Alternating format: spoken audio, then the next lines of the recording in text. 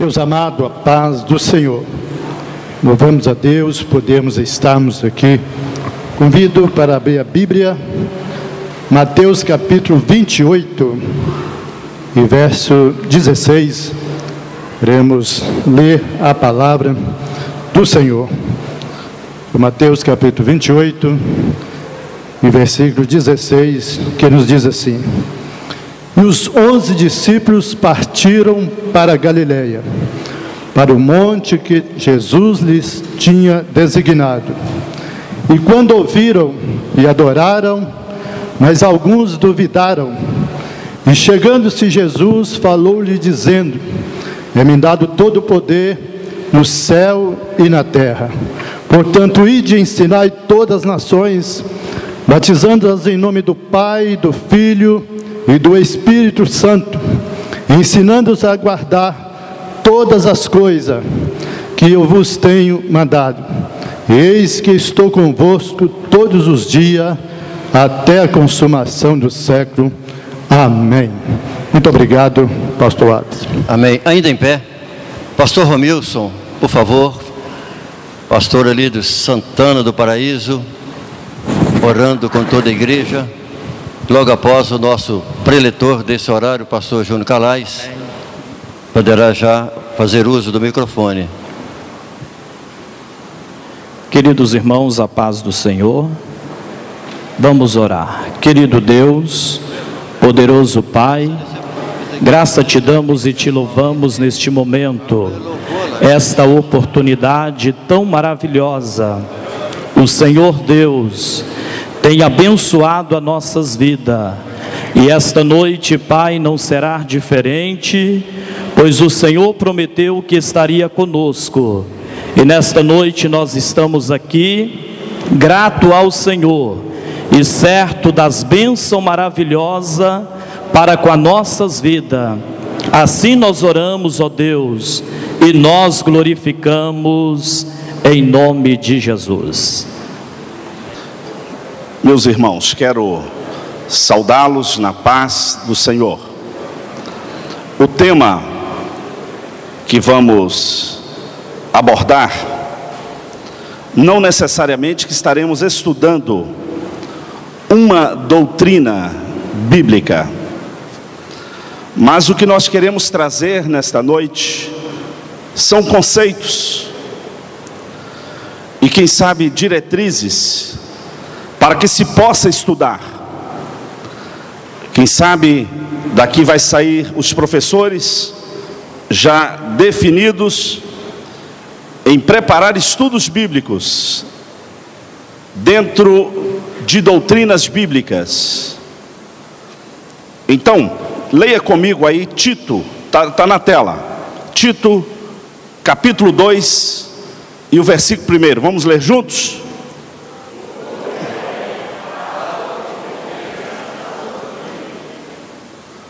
Tem sido uma batalha quando se trata de conceituar doutrina ou de tratar do tema doutrina na Assembleia de Deus. Nós precisamos estar atentos ao que a palavra de Deus nos ensina nesse momento de tantas distorções, momento de grandes facilidades, mas também de grandes riscos. Como disse ontem o professor, qualquer palavra que você digita na internet, você vai encontrar conceito, você vai encontrar doutrina, e você tem que ter a maturidade de peneirar, de tirar os espinhos. Por isso que é importante o crente, principalmente o líder, ter uma visão real da palavra de Deus, para que ele não venha ser confundido, porque senão daqui a pouco ele está confundindo a igreja. Ele se confunde em casa e ele acaba depois confundindo a igreja por falta de conhecimento. Vamos então primeiro conceituar o que é doutrina bíblica. Dá para ler ali? Dá, né? Vamos àquele primeiro parágrafo. Doutrina, estritamente falando, é o ensino bíblico normativo, terminante, final, derivado das Sagradas Escrituras, como regra de fé e prática de vida para a igreja e seus membros. Eu quero que os irmãos perdoem algum erro na ortografia. Não tivemos tempo de fazer as correções necessárias, mas o que nós queremos aqui trazer para os irmãos luz naqueles estudos bíblicos que os irmãos estarão elaborando e trabalhando nas vossas congregações. Então, quando se trata de definir doutrina bíblica, é algo que vem de forma normativa, ou seja, é possível estudar um assunto após outro, é possível estudar um mesmo assunto buscando fontes todas na Bíblia, tanto no Antigo Testamento como no Novo Testamento. Só que para a gente fazer isso eu tenho que saber o que é doutrina bíblica, porque há uma confusão muito grande às vezes. Chamamos de doutrina o que é costume, chamamos muitos costumes de doutrina. Isso tem gerado grande confusão no ensinamento em nossas igrejas. O crente, ele é como o ornamento da doutrina. Isso aqui é a palavra do pastor Antônio Gilberto. O crente, ele é como o ornamento da doutrina. A doutrina bíblica, como vista na Bíblia Sagrada, carece de expressão prática na vida do crente. Isso inclui as práticas, usos e costumes. As doutrinas da Bíblia são santas, divinas, universais, imutáveis. O que a doutrina faz conosco? Ela dá para nós direcionamento, ela dá para nós um destino, e esta mesma doutrina, ela produz em nós bons costumes. É diferente de eu chamar um bom costume ou um costume de doutrina. Então, a minha proposta é falar de doutrina, mas é impossível falar de doutrina sem falar de costumes, porque eu tenho que fazer o paralelo, eu tenho que fazer a distinção, eu tenho que trazer luz, para que a gente não venha confundir as coisas. A palavra doutrina se origina do grego didache, que significa ensino ou instrução dos apóstolos. Entendemos que a sã doutrina é a revelação do eterno Deus por meio das Sagradas Escrituras, e representa o quê? Qual que é essa palavra aí? A doutrina para nós representa o quê? O alicerce, representa a base. Não é o costume que é a base, é a doutrina. Ela é o alicerce da nossa fé, é o sustentáculo da verdadeira fé cristã. Então, se alguém está alicerçado na doutrina bíblica, os irmãos me perdoem, para não ficar muito grande na apostila, eu pus apenas um pequeno esboço aí, onde você pode montar estudos bíblicos aí, mas daria muitas folhas se eu colocasse toda a matéria aí. Então, a doutrina bíblica, ela é a base, ela é o alicerce, é o que sustenta, é a razão de nós estarmos aqui nesta noite. Vamos também dar significado a costume. Costume é um substantivo masculino, maneira de pensar ou de se comportar própria de uma pessoa, de uma sociedade. Por exemplo, os costumes do povo brasileiro. Eu morei fora, morei no México, e eu confesso aos irmãos que se eu falar de comida, a forma que comem os mexicanos é uma maneira tão diferente de nós, que para muitos de nós é uma comida exótica. Não faz sentido comer o que eles comem. Tão distante a cultura em relação à alimentação, em relação a conceito. Aqui nós poderíamos, só aqui daríamos para divagar um monte de temas. o conceito de tempo. Por exemplo, para um oriental, hora é em ponto. Se marcou para 7 horas, não é 7:1, é 7 horas. Para um africano, 7 horas pode ser 7 horas de hoje ou de amanhã. Não faz diferença. Eu lembro do pastor Silvio dizendo que às vezes chega um guineense na sua casa, chegava na sua casa, ficava o dia inteiro, dormia, não tinha. O conceito de tempo é outro. Então, é o que eu estou dizendo. Prática comum aos membros de um grupo social, hábito, modo de agir, rotina. Por exemplo, tenho o costume de me levantar cedo. Outros não têm. Então seria uma ideia. Tem também a questão dos traços característicos, comportamento. Como que eu lido com o visitante? Como que eu recebo as pessoas na hora do almoço? Eu ouvi falar, eu não morei nos Estados Unidos, mas eu ouvi falar, se você chegar na casa de um americano, na hora do almoço ele manda você esperar, ele vai almoçar, depois ele te recebe. Isso não é prática para nós. A gente divide o pão, mesmo que você não está esperando a pessoa. Então, a questão de comportamento, a questão do costume falar alto. Você vai no povos orientais, eles acham um absurdo.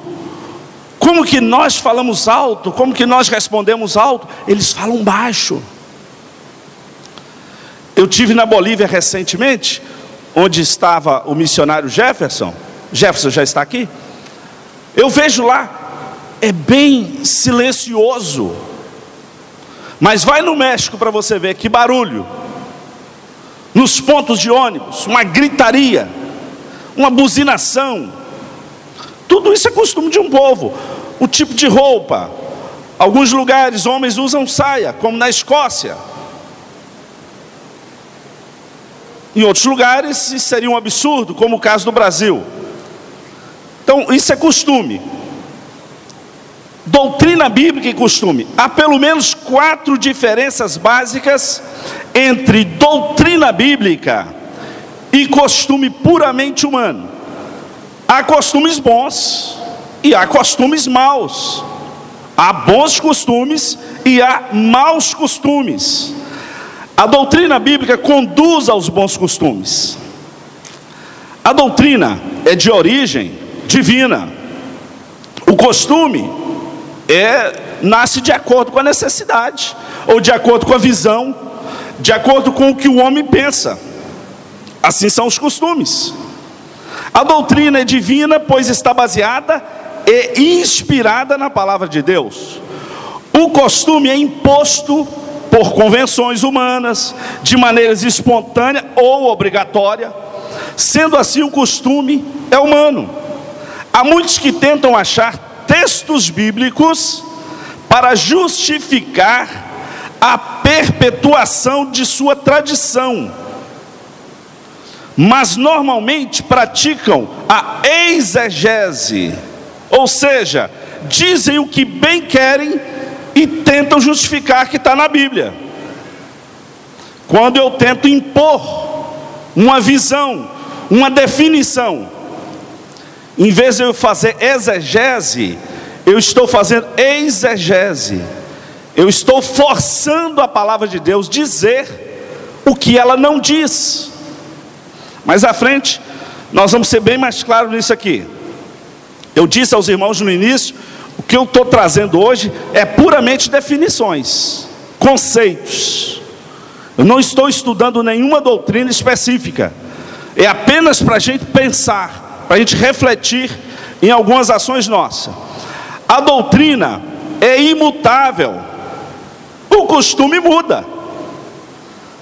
Eu lembro de um pastor que ele disse o seguinte, que ele foi pastor no Ceará e foi pastor no interior de Minas, períodos bem próximos. Eu só não lembro qual que era a diferença, mas o que eu vou dizer eu sei. Eu sei que lá no Ceará, vou dizer que é lá, eu não sei se é lá ou se era cá, mas as duas coisas eu sei o que é. Ele disse que lá era proibida a mulher usar cabelo solto, porque cabelo solto era sensual. No interior de Minas era proibido usar cabelo amarrado, porque cabelo amarrado era sensual. Dá para entender uma situação como essa?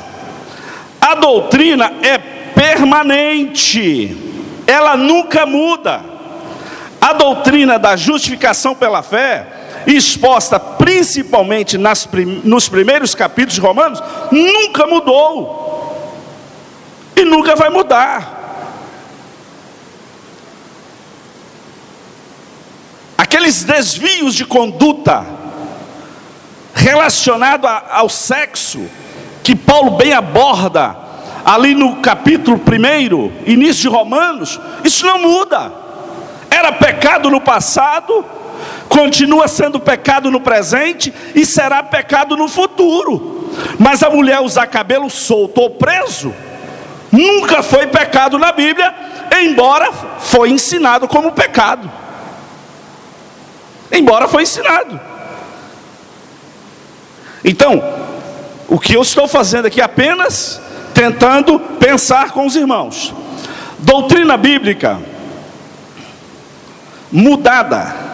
Se você tem uma doutrina bíblica e ela é distorcida ou mudada, ela deixa de ser doutrina bíblica, ela passa a ser uma heresia.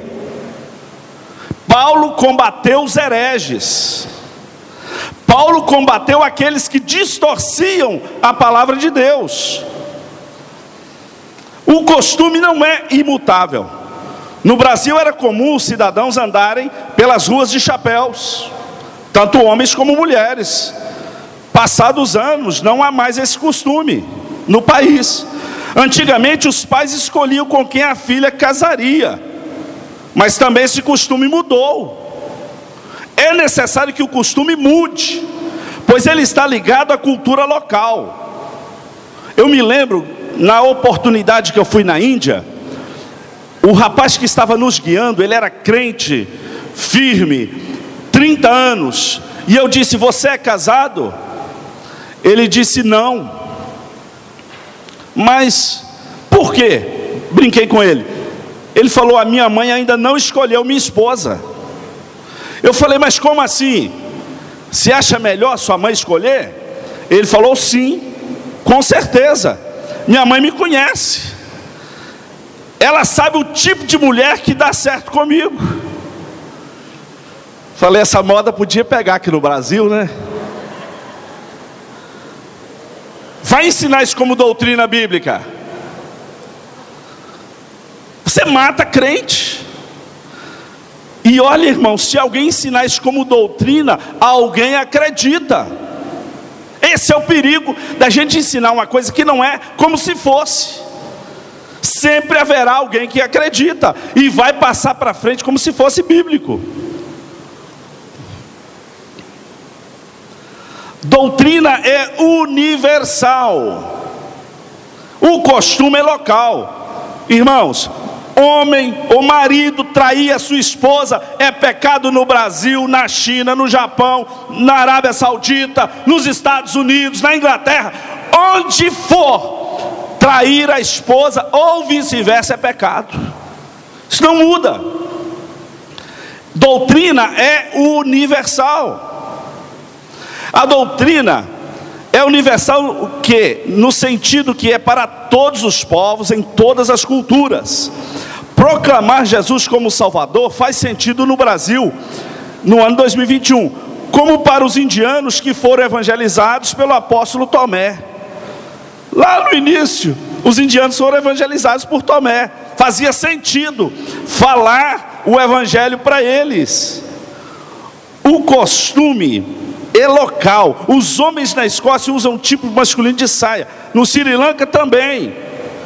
O que eu estou querendo dizer? Falar de Jesus hoje na Índia é importantíssimo. Porém, o indiano vai aceitar Jesus.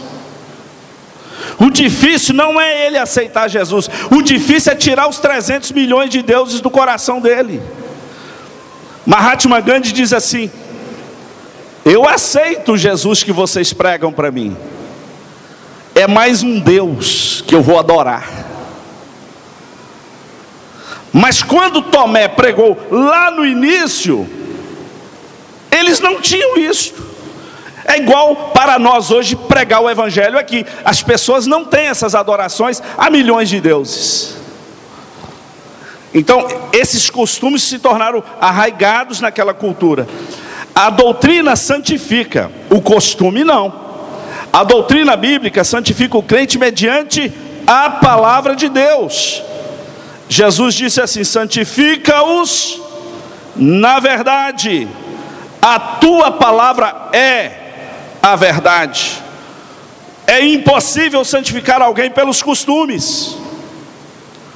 O costume, ele ajuda na visibilidade, no relacionamento, mas ele não salva. O que salva é a palavra. A palavra gera em nós boas maneiras, bons costumes, boas atitudes, boas formas.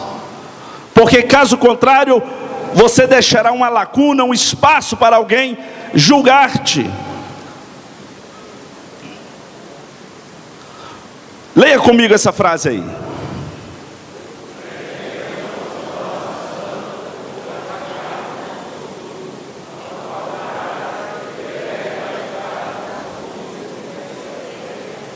É porque somos santos, é que devemos nos comportar como santos, ou melhor, com bons costumes.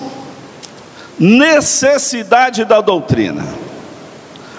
Se alguém ensina alguma doutrina diversa e não se conforma com as sãs palavras de nosso Senhor Jesus Cristo, é soberbo e nada sabe. Ou seja, se alguém está ensinando uma doutrina que não está de acordo com as palavras do Senhor Jesus, é uma pessoa soberba, nada sabe. O ensinamento doutrinário na igreja deve estar de acordo com a Bíblia, não é com o que eu acho. Inclusive, ensinador, ele pode falar o que eu penso. Em algum momento ele pode, mas ele tem que dizer: isso é o que eu penso, é o que eu acho. Mas eu não posso doutrinar a igreja com aquilo que eu acho. Eu não posso doutrinar um rebanho com aquilo que eu imagino. Não posso. O que não estiver nas Sagradas Escrituras não pode ser considerado como doutrina. O apóstolo Paulo afirmou: mas ainda que nós mesmos ou um anjo do céu vos pregasse outro evangelho, além do que já pregamos, seja anátema. Ser anátema é alguém que você pode expulsá-lo, você pode mandar para fora. Não o considere, porque trouxe ensinamento distorcido. Agora, meus irmãos, vocês sabem que em muitas reuniões eu tenho falado a minha preocupação com a acessibilidade dos nossos jovens à internet, a vídeos, porque não querem ler, mas assistem muitos vídeos, e muitos desses vídeos vêm com pessoas que têm uma fala gostosa de ouvir, tem uma didática muito boa, mas ele tem veneno na panela. Ele tem ensinamento distorcido. Vou dar um exemplo a respeito do dízimo, por exemplo. Nós temos aí uma série de pastores que são, na verdade, alguns deles empresários. Eles montaram uma igreja para eles, mediante o seu poder aquisitivo, e ele prega contra o dízimo. Tudo que está lá é dele. Aí, eu pergunto, como que a nossa igreja, que está em 12 cidades, todos os povoados ligados a essas 12 cidades, nós temos igreja, nós temos obreiros de tempo integral, como nós alcançaríamos esses lugares? Você pode visitar qualquer roça dessa aqui ligada ao nosso ministério.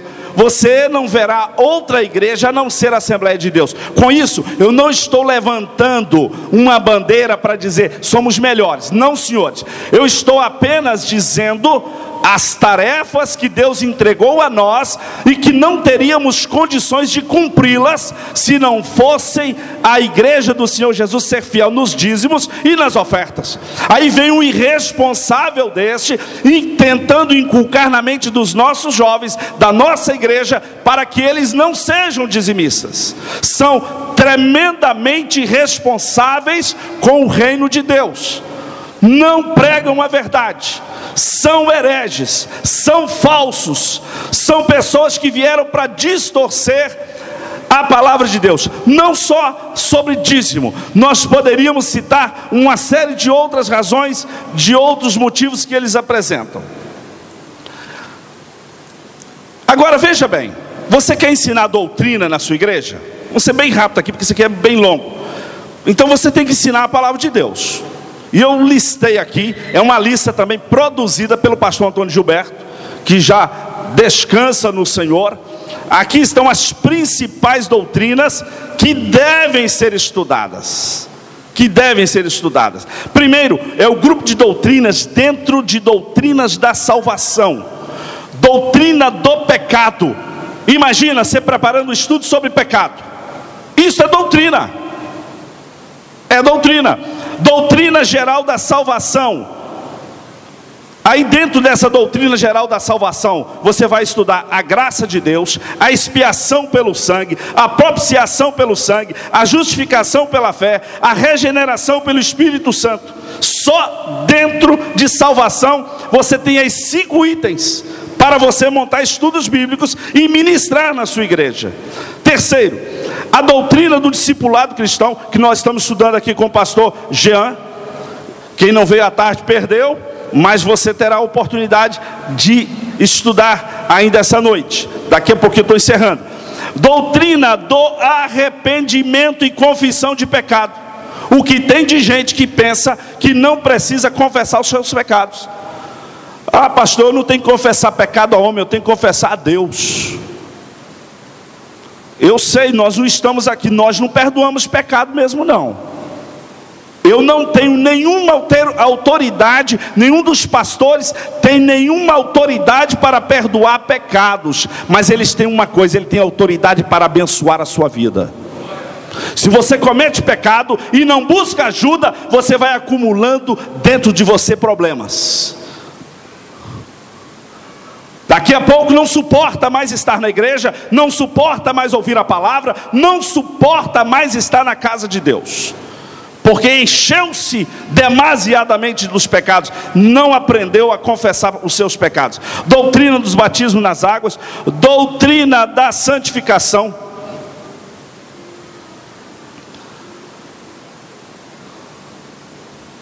doutrina da eleição e predestinação dos salvos, a doutrina da evangelização e missões. Agora veja bem, outro grupo de doutrinas da fé cristã, a doutrina das Sagradas Escrituras, a doutrina de Deus triuno, o Pai, Filho e Espírito Santo, a doutrina da fé, a doutrina da criação de todas as coisas, a doutrina dos anjos bons e maus e os demônios, a doutrina do homem, isto é, acerca do homem, a doutrina da família, a doutrina da consciência como faculdade humana, a doutrina da lei e da graça, a doutrina de Israel, isto é, acerca de Israel, a doutrina da igreja, a doutrina da oração e do jejum, a doutrina do louvor e da adoração a Deus, a doutrina do ministério evangélico, a doutrina do batismo com o Espírito Santo, a doutrina dos dons do Espírito Santo, a doutrina do fruto do Espírito Santo, a doutrina do perdão, a doutrina da ceia do Senhor, a doutrina da cura divina, a doutrina da unção dos enfermos com óleo, a doutrina da imposição de mãos sobre as pessoas, a doutrina do testemunho do crente, o crente falar de Cristo com a sua vida. Estou sempre pregando isso. Eu prego muito mais com a minha vida do que com as minhas palavras. Continuando, a vida cristã manifesta pelo testemunho do crente. 32, a doutrina da contribuição financeira, a doutrina das duas naturezas do crente, a doutrina do sofrimento do cristão nessa vida, a doutrina do crente como cidadão do Estado, e cidadão do céu, a doutrina da ação social da igreja, a doutrina da disciplina bíblica na igreja, a doutrina concernente àquele que está afastado ou desviado dos caminhos do Senhor, a doutrina dos tipos bíblicos, a tipologia bíblica, a doutrina da encarnação e deidade de Cristo, a doutrina das promessas de Deus. Terceiro grupo de doutrinas, doutrinas do porvir.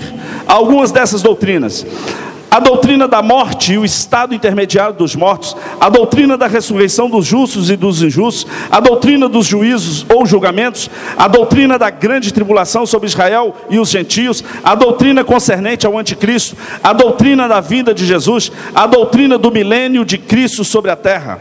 Continua: a doutrina do céu para os salvos e do inferno para os perdidos, a doutrina do conhecimento e relacionamento dos salvos na outra vida, a doutrina do futuro de Israel e dos gentios como povo natural, a doutrina do perfeito estado eterno ou a doutrina da eternidade, a doutrina das dispensações e alianças na Bíblia.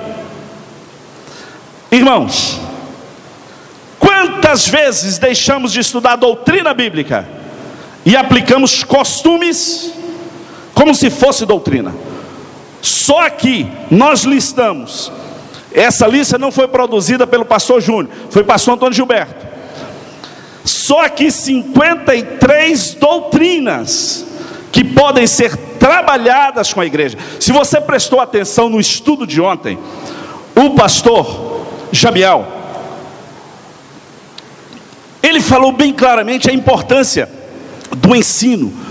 Como que nós aprendemos? Se o povo de Deus tiver fome de aprender a palavra de Deus, essas doutrinas vão se tornando alicerce, vai se tornando, vai sedimentando em nós, e nós estaremos preparados para enfrentar o dia mau. Por deixarmos doutrina de lado, por valorizar aquilo que não é eterno, se costume muda, então, se eu estou baseado em costumes, eu acabo me perdendo dentro da verdade. Eu deixo de saber o que é a verdade, porque eu fiz um alicerce sobre a areia. Eu preciso fazer um alicerce sobre a rocha. A rocha é Cristo. Esta rocha é que dá sustentabilidade à construção. Tipos de doutrina existentes. Ainda tem aí, doutrinas de homens. Olha o que diz a palavra: bem profetizou Isaías acerca de vocês, hipócritas, como está escrito: este povo me honra com os lábios, mas o seu coração está longe de mim. Em vão me adoram. Seus ensinamentos não passam de regras ensinadas por homens. Vocês negligenciam os mandamentos de Deus e se apegam às tradições dos homens. E disse-lhes: vocês estão sempre encontrando uma boa maneira de pôr de lado os mandamentos de Deus, a fim de obedecerem às suas próprias tradições. Quando eu coloco a minha tradição, ou a tradição do meu povo, acima da palavra de Deus, eu estou como fariseu, como hipócrita que Jesus condenou. Doutrinas de hereges. Olha o que diz Apocalipse 2:6. Mas há uma coisa a seu favor: você odeia as práticas dos nicolaítas, como eu também as odeio. De igual modo você tem também os que apegam aos ensinos dos nicolaítas. Então, o conceito de nicolaítas tem alguns conceitos. Os nicolaítas eram pessoas que procuravam difundir ensinos contrários ao verdadeiro evangelho. O objetivo dessas pessoas era o de corromper a igreja de Cristo, perverter o genuíno culto ao Senhor. Por isso o significado de nicolaítas na Bíblia está relacionado ao fato de serem pedra de tropeço na igreja de Deus. Depois você pesquisa mais sobre nicolaítas, porque eu até escrevi aqui, mas não vou ler tudo não, tá muita coisa. Você vai encontrar definições. Então alguém disse que os nicolaítas eram discípulos de Nicolau. Essa é uma vertente dos ensinos. Como há uma ideia de que nicolaítas é todos aqueles que seguiam um tipo de doutrina contrária ao que os apóstolos pregavam. E terceiro lugar, se tem doutrinas de hereges, doutrinas de homens, tem a terceira: doutrinas de demônios. Doutrinas de demônios. Aí Timóteo 4, 1 e 2 diz: o Espírito diz claramente que nos últimos tempos alguns abandonarão a fé, seguirão espíritos enganadores e doutrinas de demônios. Tais ensinamentos vêm de homens hipócritas e mentirosos, que têm a consciência cauterizada.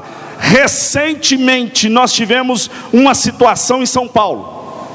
Não sei se os irmãos se lembram da infelicidade daquele pastor batista, quando ele coloca dúvida nos textos bíblicos, seguindo uma linha bem próxima do que o Papa fez, trazendo dúvida em relação à palavra de Deus. Isto, irmãos, na minha forma de pensar, são doutrinas de demônios, porque querem tirar a autoridade da palavra de Deus para um público, para um povo. Ele foi chamado no concílio da Igreja Batista, eu não sei o que lá, Kives, eu não me lembro o nome desse pastor, hein? Não é de René, não. É ele mesmo? É de René Kives, ok, então é ele mesmo. Então, e aí vai, são doutrinas de demônios. Em quarto lugar, doutrina de Deus. Jesus respondeu: o meu ensino não é de mim mesmo, vem daquele que me enviou. Ensina os escravos a se submeterem em tudo a seus senhores, a procurarem agradá-los, a não serem respondões, a não roubá-los, mas a mostrarem que são inteiramente dignos de confiança, para que assim tornem atraente em tudo o ensino de Deus, nosso Salvador. Sétimo lugar, considerações essenciais acerca da sã doutrina. Primeiro, precisamos cuidar da sã doutrina. Veja que eu fiz lá o paralelo entre doutrina e costumes, mas o meu objetivo é despertar o povo de Deus a estudar as doutrinas da palavra de Deus. Então nós precisamos cuidar. Paulo, escrevendo a Timóteo 4,16, diz assim: atente bem para a sua própria vida e para a doutrina, perseverando nesses deveres, pois agindo assim, você salvará tanto a você mesmo, como aos que te ouvem. Se você trata com seriedade a doutrina da palavra de Deus, com certeza você está salvando a você mesmo, como a todos aqueles que te ouvem. Segundo, devemos nos afastar dos que vivem em desacordo com a sã doutrina. Também Paulo, escrevendo aos Romanos, recomendo, irmãos, que tomem cuidado com aqueles que causam divisões, põem obstáculos ao ensino que vocês têm recebido. Afastem-se deles. Eu pergunto, pastor Jean citou aqui à tarde, o nosso problema às vezes quando discipulamos alguém, mas não damos um acompanhamento ao novo convertido. Vem lá o joio, vem quem semeia joio e confunde a mente dessa pessoa, desse novo convertido.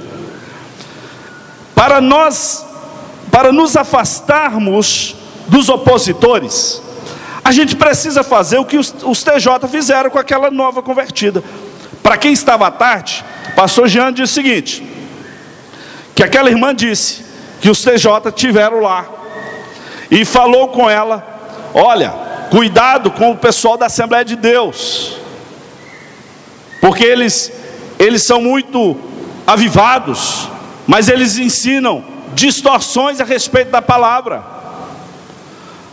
Aí, nós às vezes somos muito carinhosos, cuidadosos, viu, pastor Jean? Às vezes nós não advertimos o nosso povo. Não receba TJ na sua casa não, você não tem base, você não consegue.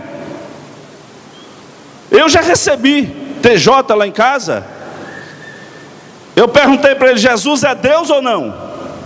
Não. Peguei a Bíblia deles, está lá assim, 1 João capítulo 1, no princípio era o verbo, e o verbo estava com Deus, e o verbo era um Deus. A Bíblia deles. A nossa diz: e o verbo era Deus. A Bíblia deles diz: e o verbo era um Deus. Falei: mas a sua Bíblia está dizendo que Jesus é Deus. Como é que isso? Não, mas ele é um Deus menor. Na hora que ele falou, é Deus menor, ele é Deus ou não? Não é um profeta, mas sua Bíblia diz. Eles, irmão, tem perguntas que eles não conseguem sair dela.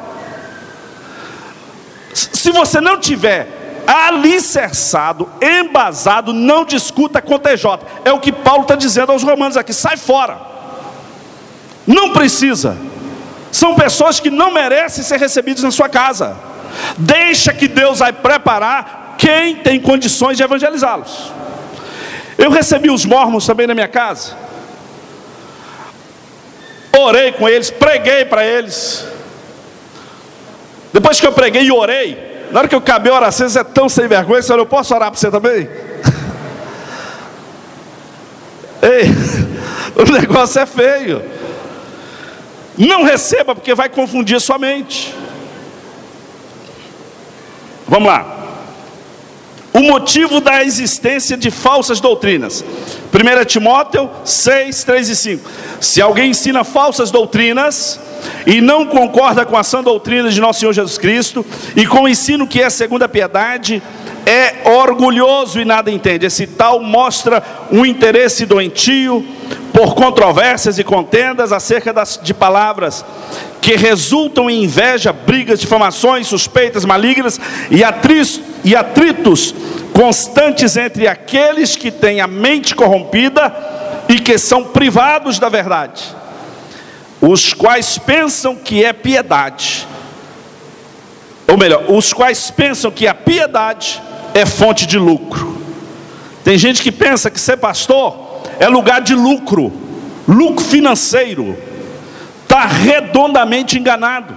Se alguém aspira ser pastor pensando em lucro, não seja pastor. Porque, meus amados irmãos, há muitos momentos da minha vida que eu falo, Senhor, por que o Senhor não deixou eu aposentar e ficar lá onde eu estava? Por que eu não pude cumprir com o ritual que todo mundo cumpriu? Para mim era mais leve. Eu teria aposentado aos 46 anos.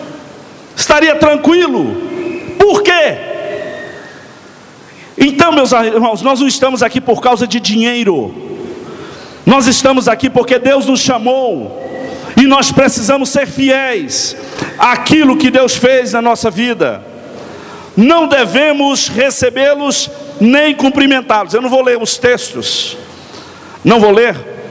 Esse estudo eu vou disponibilizar no grupo dos pastores regionais, para que todos, com mais tempo, dividam em 3 partes e ministre nas vossas igrejas. Haverá tempos em que não suportarão a sã doutrina. Cuidado com os ventos de doutrina. Aí nós vamos falar a importância da sã doutrina. Isso aqui tem muito para vocês trabalhar. Eu confesso que não trabalhei como deveria. Jesus tinha uma doutrina. Todos ficavam maravilhados com o seu ensino, porque falava com autoridade. Os cristãos primitivos tinham uma doutrina a qual perseverava. Os crentes de Roma pautavam sua vida por excelente doutrina. Olha que diz Romanos 6,17. Mas graças a Deus, porque embora vocês tenham sido escravos do pecado, passaram a obedecer de coração a forma de ensino que lhes foi transmitida. Paulo recomendou a Tito e a Timóteo: cuidado com a doutrina, guarda essa doutrina. João determinou a doutrina. E aí vamos, meu tempo já encerrou aqui. Eu preciso concluir com os irmãos. A doutrina, irmãos, ela é suficiente. A própria doutrina. Deixa eu falar com os irmãos um testemunho, já encerrando. Ainda? Eu estava no México. Eu estava discipulando um grupo, uma família. Eram 9 pessoas, eram 3 famílias e uma representante de uma 4ª família. Eu ensinei, eu dei para eles durante 2 meses esse curso pré-batismo. A forma que eu estava discipulando, utilizei as matérias do curso pré-batismo. Só que eu dava aula toda terça e quinta-feira. Uma coisa boa no México, o pessoal não tem pressa. É questão de cultura. Eu chegava 1h da tarde na casa deles, eu saía 5 horas, terça e quinta, e eles ali assentados. Eu evitei várias vezes falar dos ídolos da igreja católica, porque eu estava num lugar completamente católico romano. Eu evitei falar, mas eles me perguntavam: ô pastor, por que as igrejas evangélicas não têm imagens de escultura? Eu adiava essa resposta, até que um dia, já tinha uns 2 meses que eu estava ali naquela casa, o irmão Mário, ele virou para mim e falou: pastor, por que o senhor não responde para nós? Por que a igreja evangélica não tem ídolo, não tem imagens de escultura? Na hora, eu falei assim: você abre Salmo 115, você abre 1 Coríntios capítulo 8, você abre... Aí eu lembrei de um texto lá em Números, eu nem sei ele de cor agora. Abre lá em Números. Aí a mulher falou assim: onde fica Números? Eu falei: é o 4º livro da Bíblia. Ela abriu em cima. É esse texto? É esse mesmo. Eles leram aqueles textos, irmãos, e começaram a discutir entre eles. Eles ficaram uns 40 minutos brigando entre eles, e eu só ouvindo. Quando eles terminaram, eu estava bem fresquinho na minha mente a história da igreja, como é que o ídolo entrou, com o fracasso dos apóstolos, o comprometimento com o Estado. Eu contei aquela história para eles, desse casamento de igreja e Estado, como que enfraqueceu a mistura, sendo agora o governador de Roma, que mandava na igreja. O que ele fez? A forma dele governar era enfraquecer as culturas. Ele pegava indiano, trazia para cá, para Israel, pegava israelita, levava para lá, começou a enfraquecer. Vocês sabem que o que enfraquece uma cultura é a mistura. O governo de Roma, ele enfraquecia todas as culturas, porque ele misturava o povo.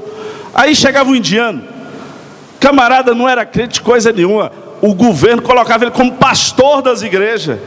Ele está acostumado a adorar 300 milhões de deuses. Ele não vai pôr imagem de Paulo? Ele não vai pôr imagem disso ou daquilo? Lógico que vai.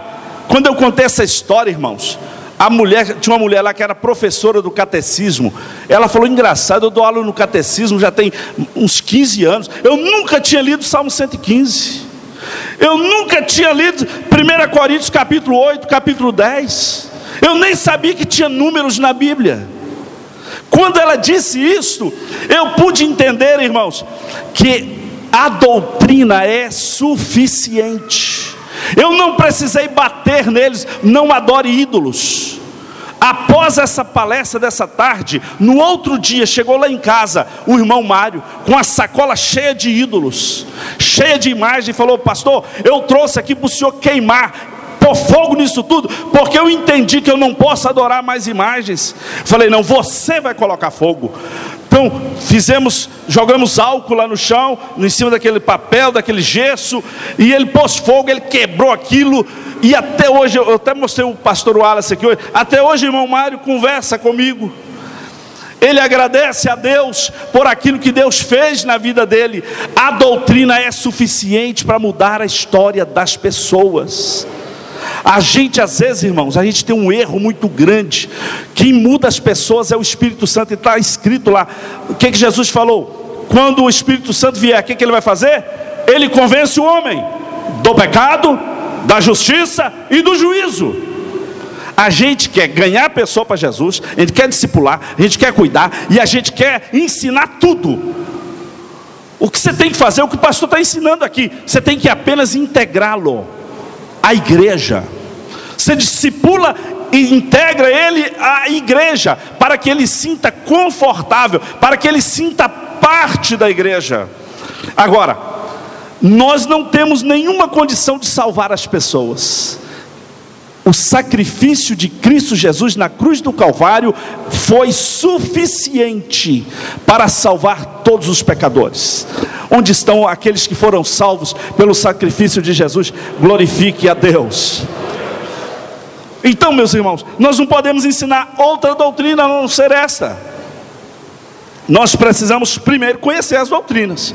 Como que eu vou ensinar algo que eu não conheço? Eu não sei nada sobre o pecado, o que a Bíblia diz. Eu não sei sobre a confissão.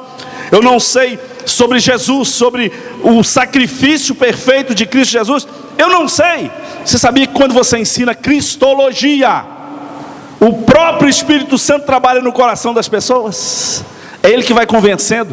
E a gente às vezes fica batendo em uso e costume, como se uso e costume resolvesse o problema. Uso e costume não é base. Uso e costume tem que ser consequência do que a doutrina fez na nossa vida. Não é estrutura doutrinária. Uso e costume é resultado do agir de Deus na nossa vida. Por mais que eu quisesse, para mim que nasci no Evangelho, criado na Igreja Assembleia de Deus, por mais que eu quisesse, talvez ter algumas práticas, eu não consigo ter.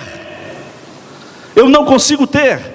Por exemplo, eu me lembro que quando jovem eu tentei desviar dos caminhos do Senhor. Eu tentei. Eu fui no lugar para tomar banho era um rio, vários rapazes, e um rapaz estava fumando. Ele de repente falou: segura aqui que eu vou pular na água. Segurei o cigarro.